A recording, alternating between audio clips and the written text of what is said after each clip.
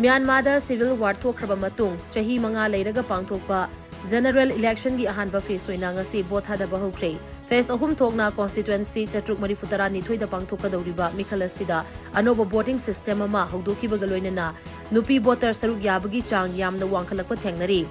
ani suba phase ki vote na kumjali singani kuntaruki January 13 da thadagani aduga ahum suba phase na January 15 da pangthokani hairi Mikhal asida tongan ba political party yankhai taret ki mirep lishing manga romna lamba thengnari Mikhal asida mai paklaba singna lower house P2 luto upper house amyota luto amadi state amasung regional luto gi member oigadori bani Mikhal mai paklaklaba anoba union parliament aduna president ama khallaba matungda anoba union government ama semgani hairi Myanmar gi union election commission phongdorakpagi matungina Myanmar gi tongan ba mafam kayada Mikhal asigidamak polling station lishing kunmathoi ga chamanga 13 rom semgatli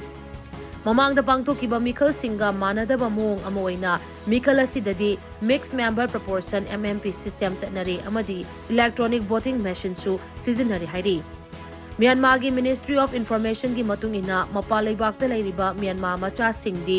overseas embassy natraga consulate singi kuthangda vote thadaba loikre Mikhal asi yengsinabagi damak malem gi tongan ba leiba kayadagi election observation team singsu Myanmar da yorakle hairi ningsingba yabadi Myanmar da pangthokiba mamangi general election asi kumjali sing ani kungi November thadani